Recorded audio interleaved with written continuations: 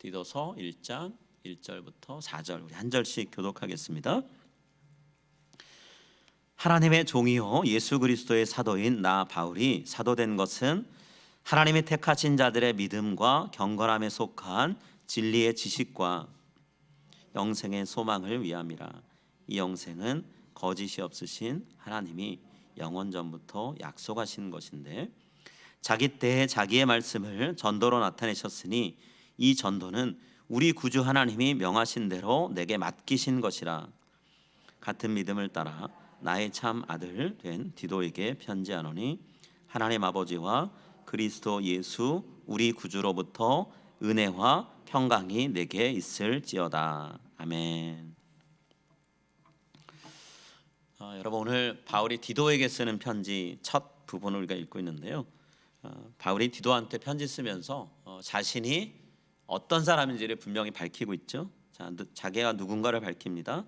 바울은 자신이 하나님의 종이고 또 예수님의 사도로 받은 사람이다 이렇게 얘기하고 있어요. 이 말은 하나님께 또 예수님께 부름을 받아서 바울이 일하고 있는 종이다 그런 뜻이죠. 서번트라 그렇게 얘기하고 있어요.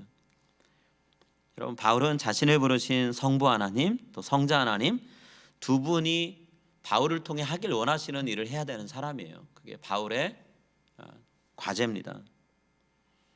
하나님이 바울을 통해서 어떤 일을 하길 원하셨을까요? 부르셨다면 맡기신 일이 있었을 텐데 하나님이 원하시는 일이 어떤 것이었을까? 1절 우리가 읽었는데 1절 말씀에 바울이 해야 되는 일이 나와 있어요. 우리 다시 한번 읽겠습니다. 1절입니다. 하나님의 종이요 예수 그리스도의 사도인 나 바울이 사도된 것은 하나님이 택하신 자들의 믿음과 경건함에 속한 진리의 지식과. 바울이 우리가 지금 방금 읽은 구절에서 자신이 사도가 되게 된 이유 혹은 목적을 얘기하죠. 하나님이 선택하신 사람들을 잘 인도하기 위해서다 얘기합니다. 그 구체적인 내용은 믿음을 갖게 하고 진리의 말씀을 확고하게 알 수 있도록 하는 것이다 라고 얘기하고 있는데요. 오늘은 그 내용을 살피기 전에 바울이 지금 하나님 부름받고 사역을 해야 되는 대상에 대한 이야기를 좀 하려고 그래요. 바울은 본인이 지금 섬겨야 되는 대상이 하나님이 택하신 자들이다 이렇게 얘기했죠. 여기 본문에서 하나님이 택하신 자들은 누구를 얘기를 할까요? 하나님이 택하신 자들, 하나님께 선택받은 사람들은 누굴까요? 쉽게 얘기하면 우리 자신을 얘기할 수도 있고요. 이 본문을 통해 생각해 보면 예수님을 믿는 사람들이다라고 얘기할 수 있어요. 디도의 편지를 받고 있거나 읽고 있는 성도들이라고 얘기할 수도 있고 예수님 믿는 사람들. 우리가 흔히 그리스도인 혹은 성도라고 부르는 모든 사람이 다 하나님의 선택을 받은 사람들이죠. 예수 믿는 우리 그게 선택받은 사람이에요 라고 얘기해도 문제가 없는 거예요. 자, 여러분, 선택은 어떤 걸 할 때 우리가 취하는 행동인가요? 왜 선택하죠? 우리가 뭔가를 선택한다 그럴 때 크게 우리가 생각해 보면 선택한다라는 건 부정적인 차원에서 선택이 이루어질 수도 있고요, 긍정적인 차원에서 선택이 이루어질 수도 있는데, 부정적인 차원에서 선택한다라는 건 예를 들면 이런 거죠. 나한테 더 이상 필요하지 않아요. 그래서 어딘가에 내다 버리거나 아니면 앞으로 한동안 안 쓸 거라서 일정한 장소에 묵혀두려고 골라내는 작업을 할 때가 있죠. 이사 가려고 하면 새로운 집에 내가 들고 가서 사용할 짐과 앞으로도 쓸모없을 짐, 그리고 지금 당장은 쓸모없지만 언젠간 쓸모 있어서 따로 창고나 어딘가에 보관하려고 하는 짐들을 구분하잖아요. 그럴 때 우리는 선택을 하죠. 머리를 자를 때도 마찬가지인데요. 어느 부분을 얼마만큼 잘라내야 될까, 이게 중요한 부분이잖아요. 잘못 잘라내면 두고두고라고 해도 올해는 아니고 한 달 정도는 내가 왜 이렇게 잘랐을까, 왜 이렇게 헤어스타일을 했을까라고 후회하죠. 그러니까 선택을 하려면 잘 선택을 해야 돼요. 잘못 선택하면 나중에 한참 동안 자기 얼굴 거울로 보면서 후회하잖아요. 이삿짐 정리할 때도 마찬가지죠. 버리면 안 되는 거였는데 잘못 골라가지고 버려버려서 후회할 때 있잖아요. 선택이라는 건 부정적인 차원에서 하더라도 신중해야 되고 많이 생각해야 되는 거예요. 근데 선택을 부정적인 차원에서만 하진 않죠. 긍정적인 차원에서도 우리가 선택을 하죠. 좋은 일에 쓰려는 목적으로 골라내는 경우도 있어요. 나한테 유익하려고.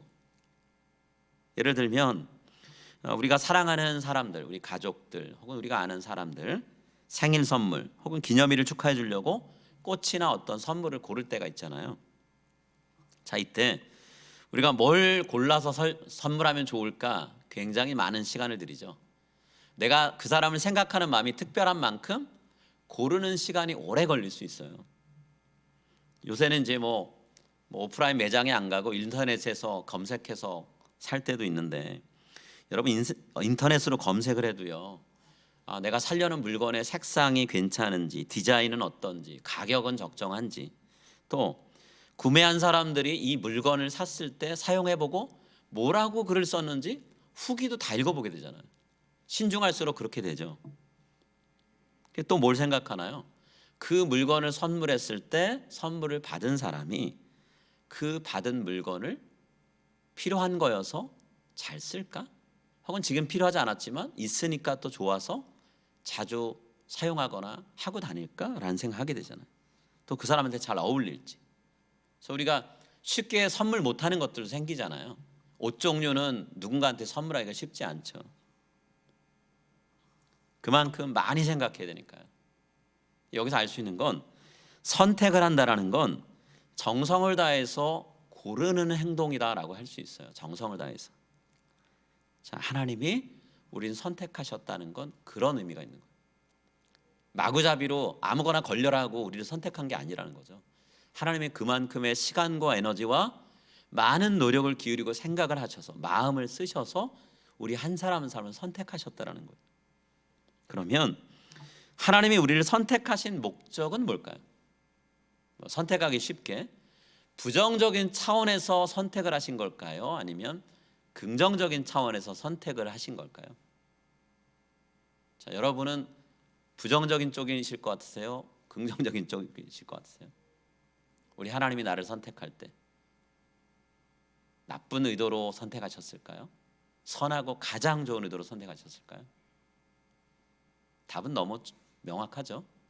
좋은 의도, 가장 선한 의도를 위해서 선택을 하셨어요. 자, 하나님은 우리를 왜 선택하셨느냐?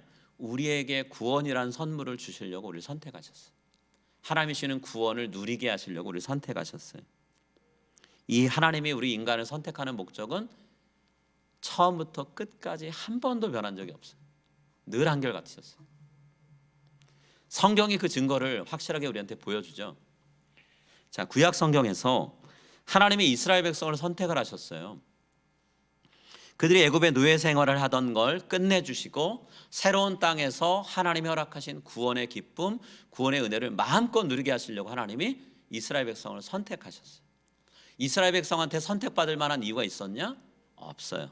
성경은 없다라고 얘기해요. 하나님이 선택하신 이유는 사랑해주기 위해서 그 사랑하는 것을 구원이라는 단어로 표현할 수 있는 그런 삶으로 경험하게 하시려고 하셨다고 돼 있어요. 자, 하나님 사랑 마음껏 누리게 하려고 구원하셨다. 우리 성경을 읽으면 좋겠는데요. 신명기 7장 6절부터 8절 말씀. 하나님이 왜 이스라엘 백성을 애굽에서 이끌어내시고 가나안 땅에 들여보내셨는지 우리 한번 같이 읽겠습니다. 너는 여호와 내 하나님의 성민이라.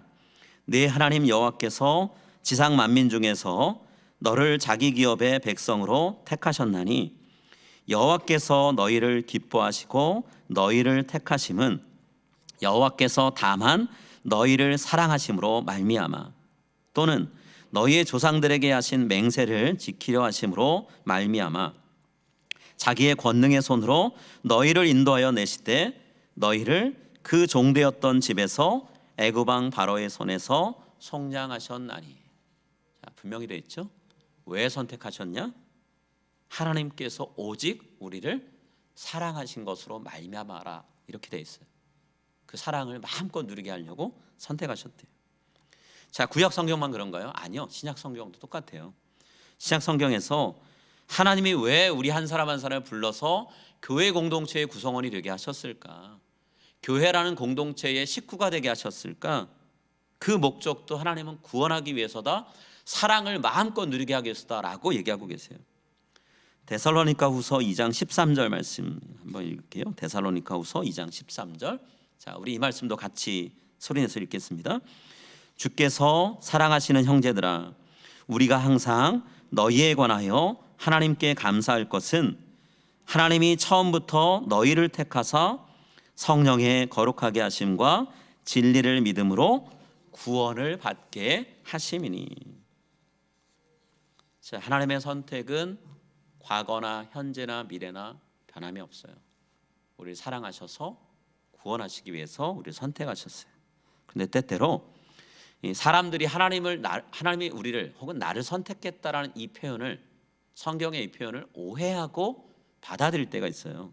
그래서 이상한 주장을 하는 사람들이 있어요. 그게 뭐냐면, 만약에 하나님이 사람을 구원하기 위해서 선택을 하신다면, 그러면 이 세상을 사는 사람들 중에 선택받지 못한 사람들은 하나님이 심판하려고 작정하고 그렇게 안 하신 거 아니냐, 이렇게 얘기하는 사람들이 있어요. 달리 표현하면 하나님이 세상에 사람들을 둘로 구분하신다는 거예요. 구원받을 사람과 심판받을 사람을 하나님이 결정하고 선택해버리신다는 거죠. 그냥 얼핏 들으면 그럴 수 있겠네라고 생각이 되는데, 이게 성경적인 주장은 아니에요. 여러분, 선택을 안 한다는 것도 일종의 선택이잖아요. 난 저거 선택 안 할 거야 라고 결정한 거잖아요. 그럼 그것도 선택이에요. 하나님이 우리 인간을 심판하려고, 구원을 안 주려고 결정하시고 배제하시느냐? 우리 하나님은 그런 하나님이 아니세요. 아마 여러분 그런데 이런 주장하는 거 교회에서 간혹 들어보셨을 거예요. 특히나 어느 순간부터인가 이 종교개혁자 칼빈이 하나님이 우리 인간을 앞으로 어떻게 대하실 건가를 두 가지로 예정하셨다, 이중 예정하셨다라고 하는 그런 주장을 우리가 들을 때가 있어요. 칼빈의 이중 예정설이라고 하면서 얘기를 들을 때가 있는데요. 자, 칼빈의 이중 예정설이라고 제목이 붙여져서 가르쳐지는 내용이 뭐냐면, 하나님이 구원받을 사람과 구원받지 못할 사람 이미 오래전에 결정 다 해놓으셨다는 거예요. 내가 오늘 예수님 믿는 건 하나님이 그렇게 나를 결정해 놓으셨는데 드디어 때가 무르익어서 내가 하나님의 구원을 이제 경험하고 있다는 거예요. 예수 안 믿는 사람들 왜 안 믿을까? 하나님이 이미 그 사람 예수 안 믿게 결정해 놨다는 거예요. 이단들은 여기서 또 한 발을 더 나가요. 뭐라고 얘기하냐면, 요한계시록에 나오는 14만 4천 명 이 숫자는 하나님이 구원하려고 작정해 놓은 숫자다. 구원받을 사람의 수는 14만 4천 명 그 넘지 않는다, 이렇게 주장을 해요. 이단은 거기서 더 나간 거예요. 신천지가 처음에 시작할 때 1980년대에 14만 4천 명 모으는 게 너무 어려웠어요. 그래서 처음에 목표가 뭐였냐면, 구원받을 사람 14만 4천 명을 채우자 하면서 우리 열심히 포기하고 전도했다 그랬거든요. 근데 얼마 지나지 않아서 이 14만 4천 명이 채워졌어요. 그러니까 이제 가르치는 게 달라져 버린 거예요. 14만 4천 명 구원하는 건 맞는데 여기 20만 30만 명 되는 사람들 중에 구원받을 사람은 전부 아니다. 그러니까 열심히 전도하고 더 하나님한테 평가 잘 받아야 된다, 이렇게 얘기하기 시작을 했어요. 그러면서 장애가 있는 사람, 본인들이 활동하는데 돈이 안 되고 능력이 안 되는 사람들은 은연중에 하나씩 배제하기 시작을 했어요. 처음에는 수가 모자라서 늘리느라고 애를 쓰더니 이제는 넘치니까 이제는 줄이느라고 애를 쓰고 있는 거죠. 여러분, 칼빈의 이중 예정설이라는 이 주장은 칼빈이 가르치는 내용은 아니에요. 칼빈이 그렇다라고 확정적으로 교리야 꼭 믿어야 돼라고 얘기한 거 아니에요. 만약에 그렇게 가르쳤다 해도 그 주장은 성경적으로 지지를 받을 수 있는 건 아니에요. 하나님이 그런 말씀하시지 않았어요. 하나님이 원하시는 건 이 땅을 살아가는 모든 사람이 구원을 받는 것이지 특정한 소수의 몇 사람 구원하고 끝내시는 게 아니라는 거예요. 우리가 자주 부르는 찬양 있죠. 물이 바다 덮음 같이라는 찬양. 그 찬양의 첫 소절이 어떻게 시작이 되나요? 세상 모든 민족이 구원을 얻기까지 쉬지 않으시는 하나님이라고 되어 있잖아요. 그 찬양 가사를 어디서 뽑았을까요? 성경에서 갖고 온 거예요. 이 찬양이 외치는 가사처럼 하나님은 이 땅을 살아가는 모든 민족, 모든 사람들이 하나님이 베푸시는 구원을 선물로 받기를 원하셔서 쉬지 않고 일하고 계신 하나님이세요. 그리고 우리한테도 세상 속으로 열심히 들어가서 예수를 알지 못하고 예수를 거부하는 사람들한테 예수님이 얼마나 사랑이 넘치는 분인지 그분의 사랑을 전해라, 그분의 구원의 메시지를 전해라 라고 얘기하시죠. 마태복음 24장 14절, 예수님이 제자들에게 또 우리에게 주시는 명령이잖아요. 이 천국 복음이 모든 민족에게 증언되기 위하여 온 세상에 전파되리니 그제야 끝이 오리라.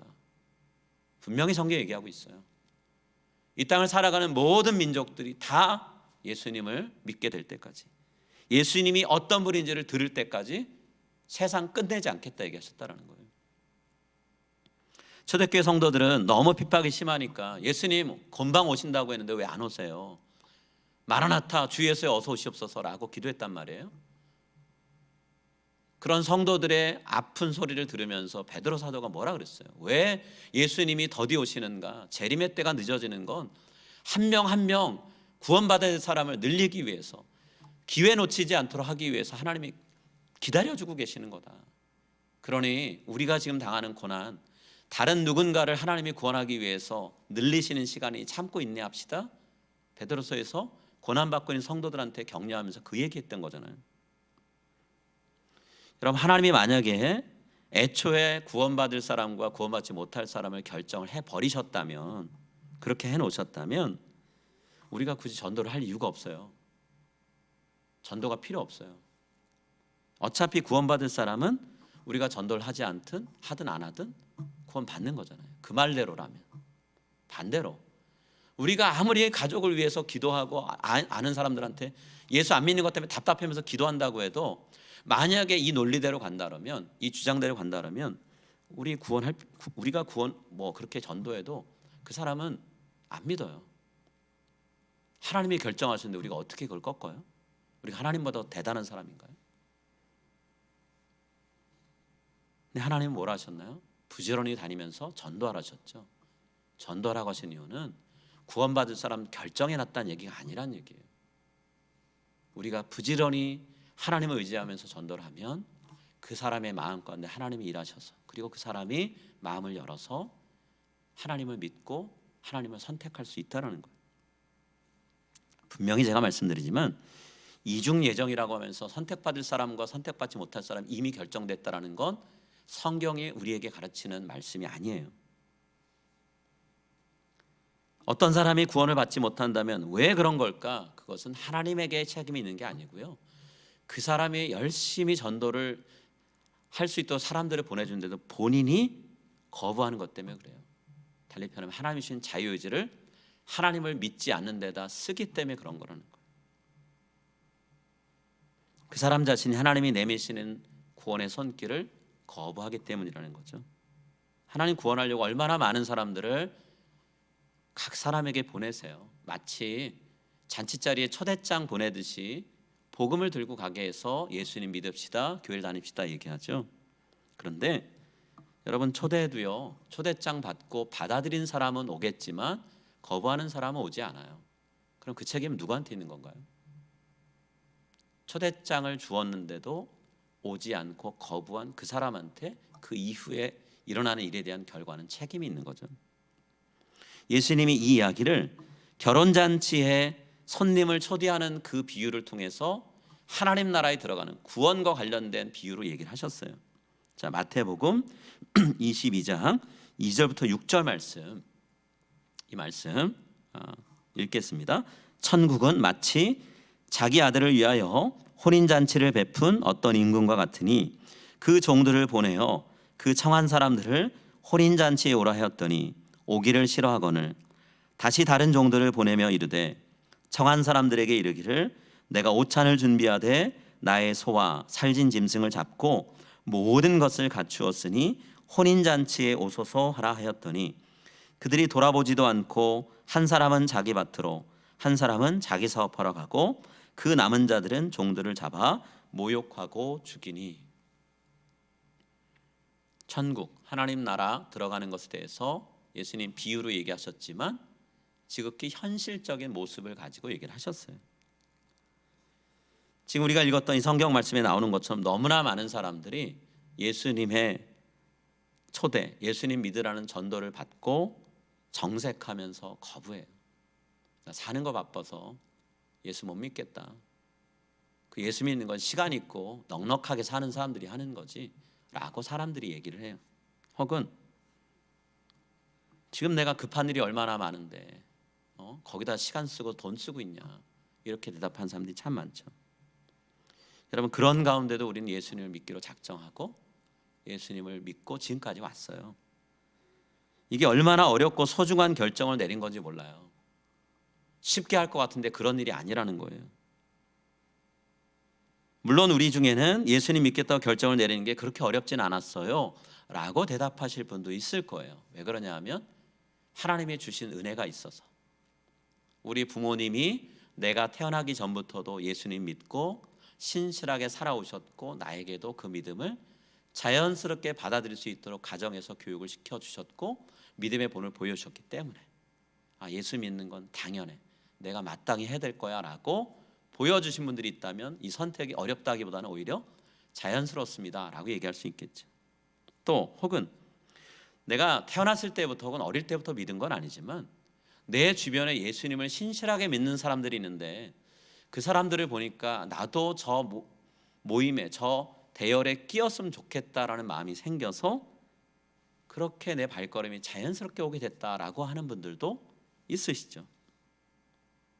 이유가 어찌 됐든 예수님 믿도록 나를 인도한 누군가가 있잖아요. 우리 부모님일 수도 있고 내 주변 사람일 수도 있고, 그리고 그들이 권유했을 때 그 초대를 내가 응했다라는 게 중요한 거죠. 하나님의 선택하신 이 결정을 우리가 거부하지 않았다라는 거, 이건 우리한테 너무 중요한 일이고요. 그 선택을 받아들였다는 거, 선택을 받았다는 건 우리가 얼마나 복된 사람인가를 가르쳐주는 메시지예요.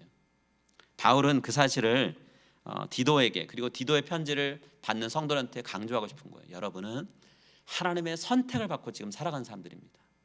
하나님이 고르고 또 고르고 애써서 여러분을 위해서 수많은 일들을 하시고 여러분을 모아두신 거예요. 여러분 그 은혜를 잊지 마십시오 라고 얘기를 하고, 그 은혜를 다른 데로 흘려버릴 수 있는, 쏟아버릴 수 있는 사람들을 붙들어 주라고 바울을 지금 세워서 일하고 계신다라는 얘기를 하고 있죠. 자, 하나님께서 우리에게 선택하시고 구원의 선물을 주셨는데 이 복을 지금까지뿐만 아니라 앞으로도 계속해서 충만하게 누리시는 여러분들이 되시기를 간절히 축복합니다.